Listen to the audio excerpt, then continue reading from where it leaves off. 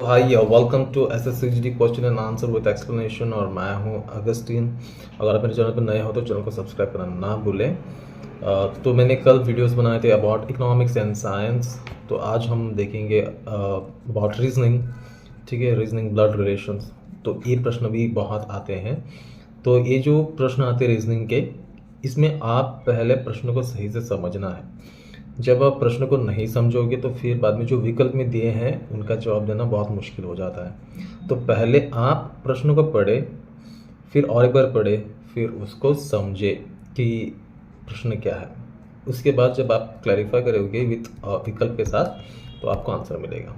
तो ठीक है, तो आज हम देखेंगे कुछ क्वेश्चंस तो जिसमें आपको भी समझ आएगा। ठीक है, तो पहला प्रश्न है कि एक महिला के और इशारा करते हुए राज ने कहा, यहाँ मेरी पिता की एकलौती बेटी है। वह महिला राज से कैसे संबंधित है? तो पहले प्रश्न को समझो। एक महिला की और इशारा करते हुए राज ने कहा, यहाँ मेरी पिता की एकलौती बेटी है।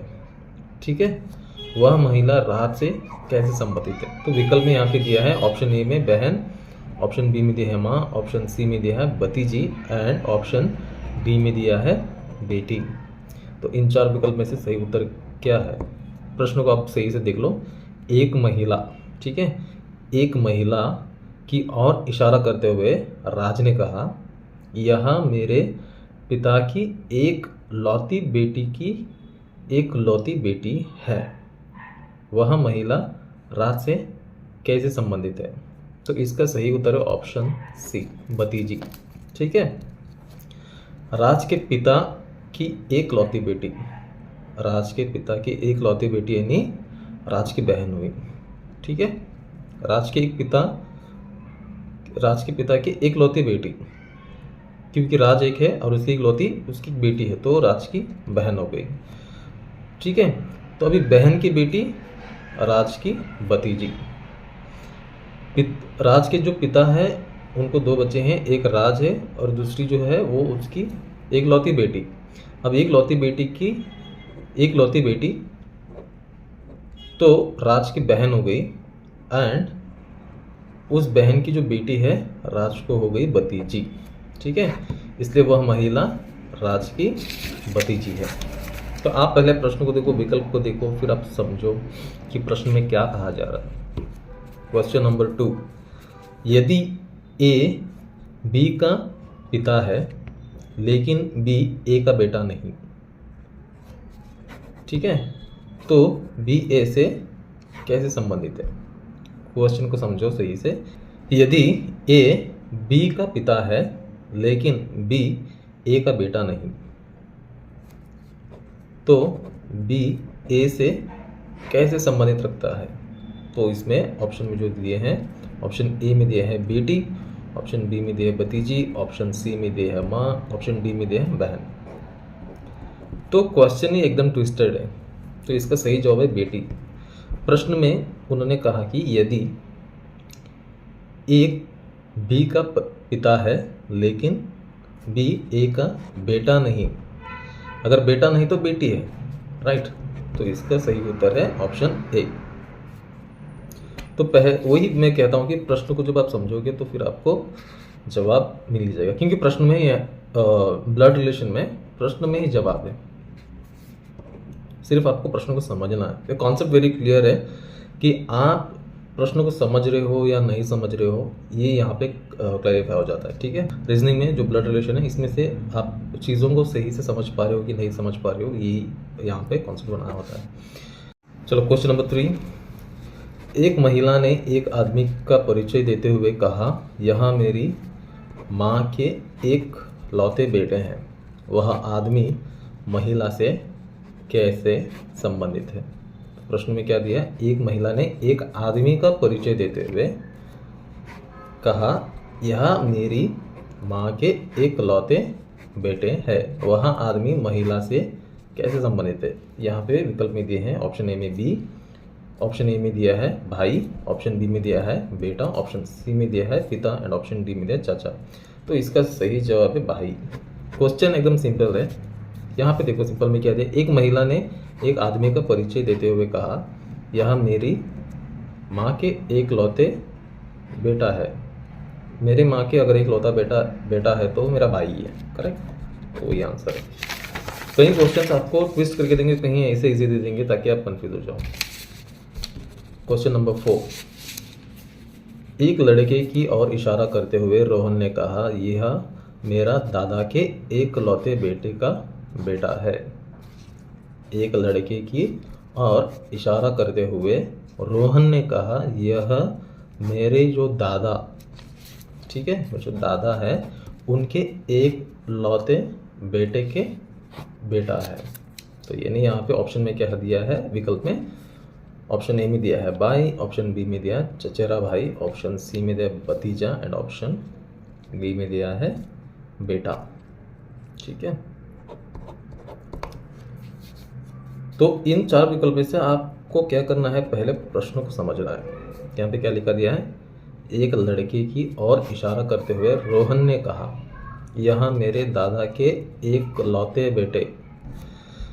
यहाँ पे आपको एक बात समझना है, यहाँ पे 2 विकल्प दिए हैं, एक है चचेरा भाई और एक है भाई। ठीक है, एक चचेरा भाई है यहाँ पे और यहाँ पे एक भाई है। ऑप्शन ए में भाई दिया है, ऑप्शन बी में दिया है चचेरा भाई। तो यहाँ पे क्या दिया है इन्होंने प्रश्न में, एकलौता बेटा। जब एकलौता बेटा है तो फिर चचेरा भाई नहीं हो सकता।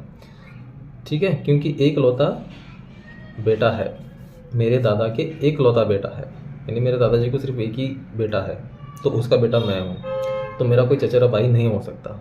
तो मेरा जो भाई होगा वो कौन होगा, सगा भाई होगा। तो इसलिए option A is a right answer. ठीक है, आप प्रश्न में देखो कि कहाँ कहाँ इन्होंने मेन पॉइंट्स डाले। एक लड़के की ओर इशारा करते हुए रोहन ने कहा, यह मेरा दादा के एकलौते बेटे के बेटा है।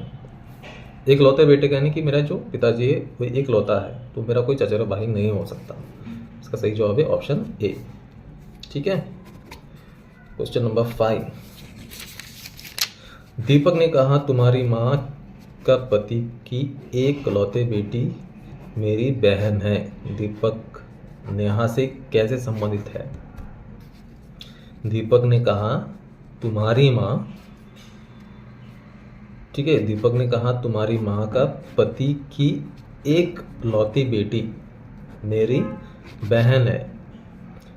दीपक ने नेहा से कैसे संबंधित है? ऑप्शन ए में दिया है भाई, ऑप्शन बी में दिया है चाचा, ऑप्शन सी में दिया है चचेरा भाई, ऑप्शन डी में दिया है पिता।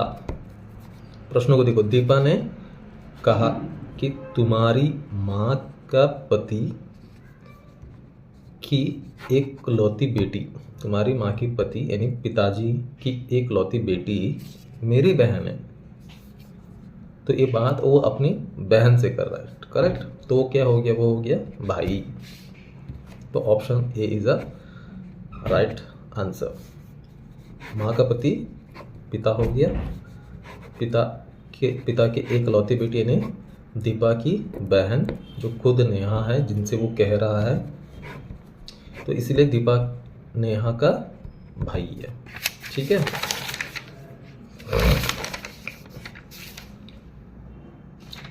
क्वेश्चन नंबर 6, एक लड़की ने एक लड़के से परिचय देते हुए कहा, यह मेरी माँ के भाई का बेटा है।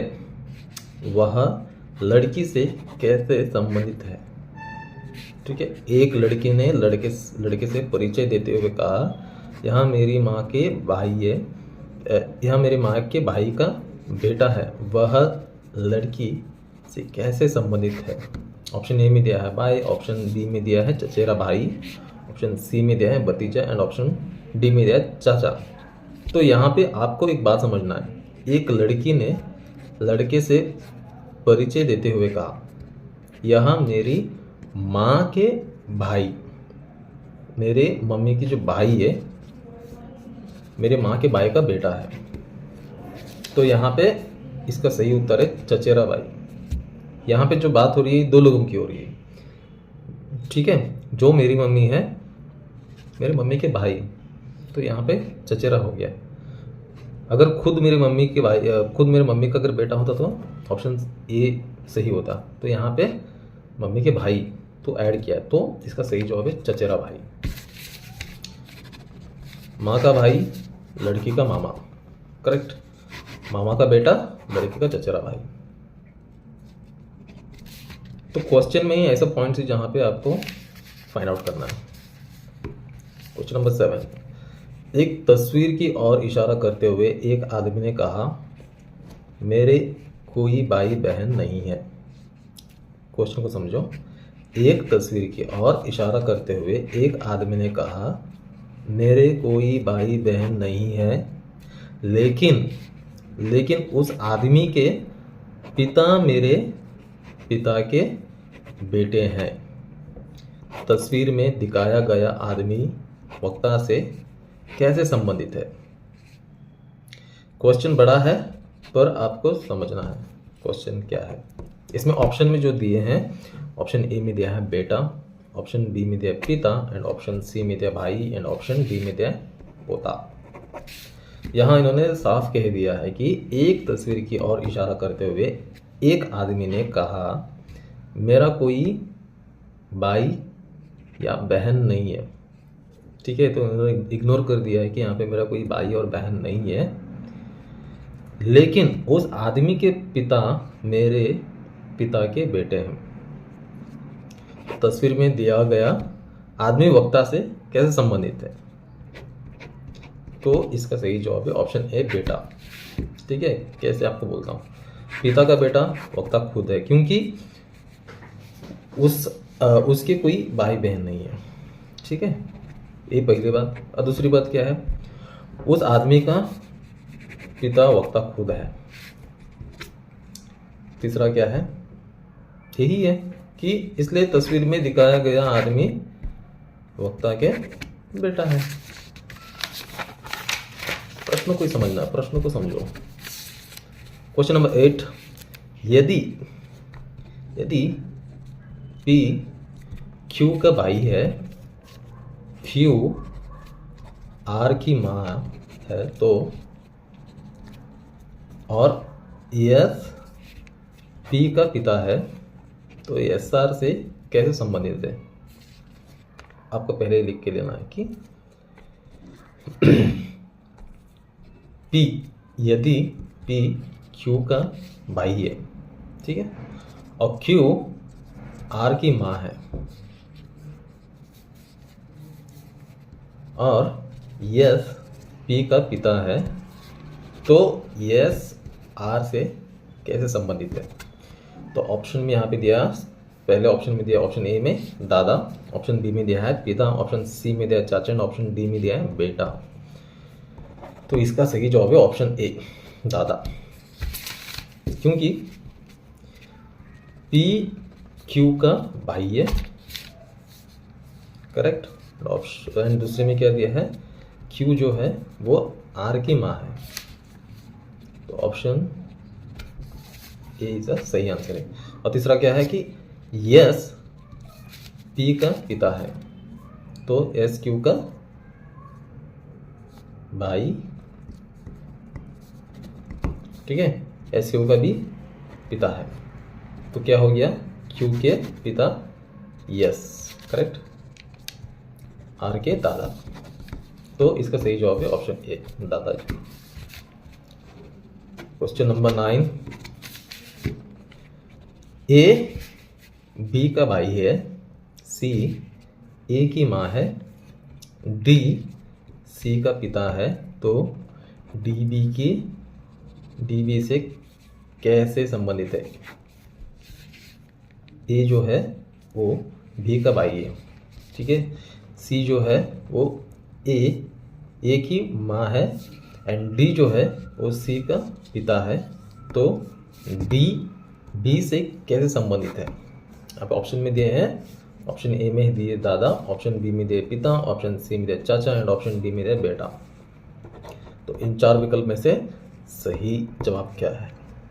तो इसका सही जवाब है ऑप्शन ए दादा, क्योंकि ये जो है वो बी का भाई है, तो सी जो है ना वो बी की माँ है, और सी का जो पिता है वो डी है, तो डी का दादा हो गया। क्वेश्चन को पहले आप लिख लो जो क्वेश्चन में दिया हुआ है, फिर आप डायरेक्शंस डाल लो, उसको वहाँ पे आप क्या कर दो, सॉल्व करने की कोशिश करो।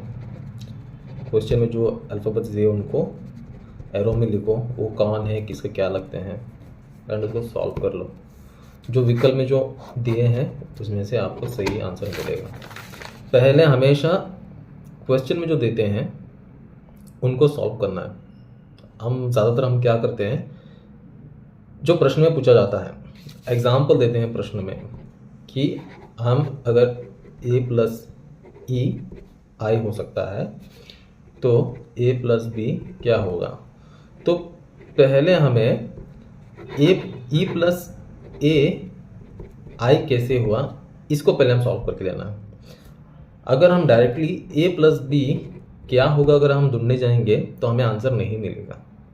हमें पहले ये देखना है कि भाई इनको ये सवाल का जवाब कहाँ से मिला और कैसे मिला।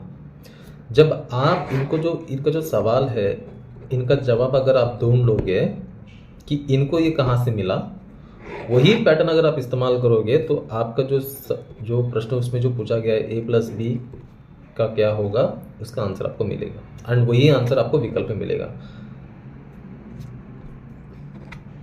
यहाँ पे अगर किसी व्यक्ति ने अगर 2 + 2 अगर 6 बोलता है, ठीक है, 2 + 2 6 अगर बोलता है तो उसने कुछ ना कुछ कोई ना कोई पैटर्न इसने इस्तेमाल किया है। तो जो पैटर्न उसने इस्तेमाल किया तब जाके उसे ये नंबर 6 मिला है। तो आपसे अगर उसने सवाल किया है तो आप पहले इसको ढूंढो कि 2 + 2 6 से कैसे मिले, इसने कौन सा पैटर्न इस्तेमाल किया। ऐसे कौन से पैटर्न इस्तेमाल करने से इनको ये 6 आंसर मिल गया है। तो जब आप कोई पैटर्न इस्तेमाल करोगे या फिर आप 2 + 2 + 2 आपने ऐड कर लिया एंड आपके जो प्रश्न है अगर उसमें आप 2 ऐड करके देख रहे हो, अगर विकल्प में वो जवाब मिल रहा है तो आपका पैटर्न सही है, ठीक है। अगर आपका जवाब वहाँ पे 8 मिल रहा है तो पैटर्न गलत है, या शायद उसने जहाँ पे उसने 2 ऐड किया वहाँ पे उसने शायद प्लस ऐड किया होगा, ठीक है। तो पहले आप जो प्रश्न में दिए हैं उनको आप सॉर्ट आउट कर लो। तो प्रश्न के जवाब को अगर आप फाइंड आउट कर पाओगे तो फिर बाद में आपको आसानी से नेक्स्ट जो होता है उनका जो प्रश्न है उनका जवाब आप आराम से दे सकते हो। तो पहले जो प्रश्न में आते हैं ना उनको आप सॉर्ट आउट करने की कोशिश करो। जैसे आप उसको सॉर्ट आउट कर दोगे फिर आपका जो उनका जो प्रश्न पूछा गया ना उसका 100% सही उत्तर वहीं पे मिलेगा। जो विकल्प में अगर मैच कर रहे हैं, अगर आपका जो जवाब है और विकल्प में जो दिए हैं वे वो दोनों मैच कर रहे हैं तो 100% वो सही उत्तर है, ठीक है। क्वेश्चन नंबर 10, एक महिला की ओर इशारा करते हुए राहुल ने कहा, यह मेरी माँ के एकलौते बेटे की पत्नी है। वह महिला राहुल से कैसे संबंधित रखती है। एक महिला की और इशारा करते हुए राहुल ने कहा, यह मेरी माँ के एक लौते बेटे की पत्नी है।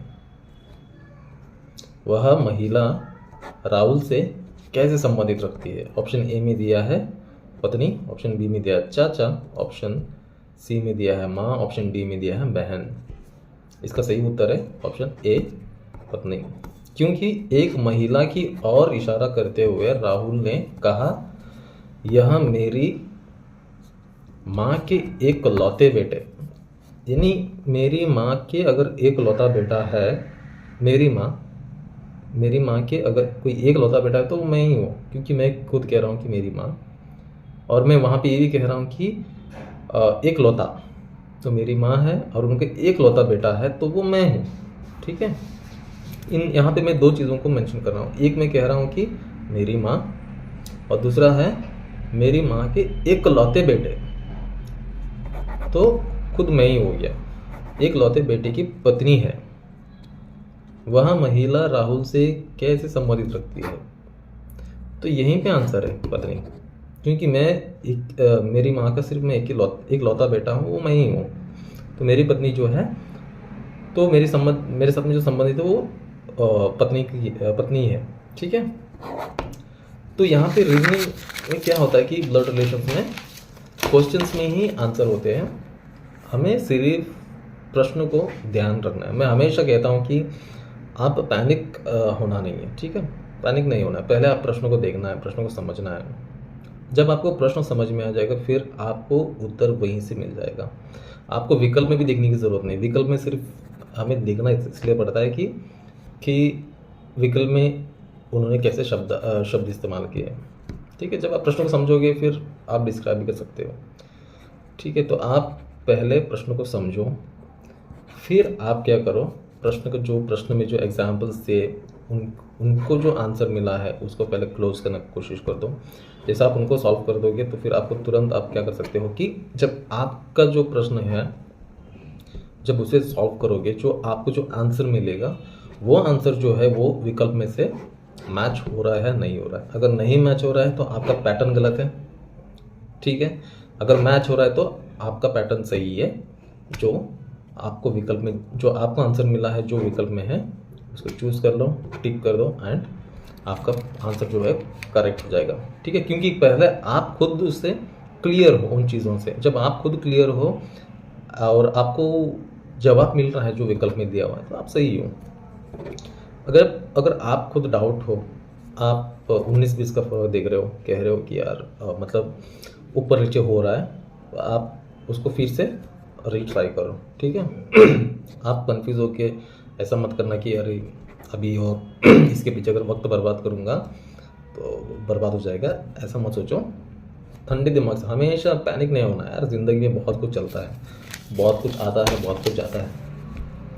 ऐसा कुछ नहीं है, नथिंग इज़ परमानेंट। ऐसा कुछ नहीं कि आपने अभी खो दिया तो फिर लाइफ टाइम के लिए खो दिया है, नेक्स्ट अटेम्प्ट मिलते हैं। द थिंग इज़ दैट कि आपको उस समय में पैनिक होना नहीं है। और एक मैं कहीं देख रहा था कि वो कह रहे थे कि जो एग्ज़ाम्स में जो आंसर्स आते हैं वो एक पैटर्न वाइज आते हैं। जैसे कि फॉर एग्जांपल अभी पहला क्वेश्चन का आंसर है ऑप्शन ए है, ठीक है, एंड सेकंड क्वेश्चन का आंसर है वो बी है, ऑप्शन बी है, एंड थर्ड क्वेश्चन का आंसर सी है। एंड वो क्या करेगा, फोर्थ जो रहेगा उसका आंसर वो डायरेक्टली आपको क्या करेगा, ए मारेगा, डी नहीं मारेगा। एक गलत है। कोई कह रहा था कि ऑप्शन स्टार्टिंग फर्स्ट क्वेश्चन का जो आंसर है वो ए मिलेगा, क्वेश्चन नंबर 2 का आंसर बी होगा, एंड क्वेश्चन नंबर 3 है उसका जवाब डायरेक्ट डी देगा, वो सी नहीं देगा, ऐसा बोलते हैं। ऐसा नहीं है। ये जो क्वेश्चन जो बनाते हैं वो किसी पैटर्न से नहीं बनता है। जितना हमें नॉलेज मिल रहा है उतना ही नॉलेज उनको भी मिलता है जो क्वेश्चंस बनाते हैं। अगर हमें ये चीज़ें हमें बताया जा रहा है कि आपको कुछ नहीं करना है, बस क्वेश्चन नंबर 1 को आपको अगर ये मिल गया टिक कर दो, अगर सेकंड क्वेश्चन को अगर option A B C D में ए मिल गया, बी मिल गया तो आप उसमें बी टिक कर दो, सी टिक कर दो। ऐसा नहीं करना है आपको। देखो मैं आपको कहता हूँ कि आप किसी भी भरोसा मत करो, आप अपने नॉलेज पे भरोसा करो। आप पढ़ो, चीज़ों को समझो, चीज़ों को समझ के आप आगे बढ़ो। आप ये देखो यहाँ पे ना डू और डाई वो ट्रिक यहाँ पे नहीं है। जैसे कि जो होगा देखा जाएगा, ए बी सी डी टिक टिक करते गए तो फिर ज़िंदगी पूरी आपकी टिक टिक में निकल जाएगी। क्योंकि देखो फर्स्ट ऑफ ऑल आपका तो टाइम बर्बाद है। दूसरी बात है अगर आप एग्ज़ाम भी पास कर लोगे ना वो कुछ यूज़ नहीं है, क्योंकि आपके पास नॉलेज है ही नहीं। कल जब आपको जॉब मिलेगी तो आप क्या करोगे? जॉब तो आपको मिल गया उसके बाद क्या करोगे? आपके पास तो नॉलेज है ही नहीं, फिर तो मरना ही पड़ेगा ना। तो फिर आगे के जो पूरी ज़िंदगी मरने से अच्छा है कि आज जो वक्त है जब पढ़ने के मौका मिल रहा है उसको पढ़ लो, नॉलेज गेन कर लो। तो जब आपको कल जब जॉब मिल जाएगा, फिर आप जब जॉब करोगे तो आप किसी के भी सामना कर सकते हो, because you have a knowledge. जब आप यहाँ पे एग्ज़ाम्स में आप टिक टिक करते गए, कल नौकरी में टिक टिक नहीं कर सकते। अगर नौकरी में अगर कल आप टिक टिक करते रहोगे ना, वो कह देंगे कि भाई एक काम कर दो, शाम का 6 बज गया है, ऑफिस क्लोज का टाइम है, एक काम करो आप पूरे काम ख़त्म करके आप ऑफिस बंद कर दो। फिर वो काम भी ख़त्म होगा नहीं, ऑफिस बंद भी होगा नहीं। तो सबसे इम्पोर्टेंट है कि आपको नॉलेज गेन करना है। ठीक है, थैंक यू सो मच, मिलता हूँ फिर अगली क्लास में।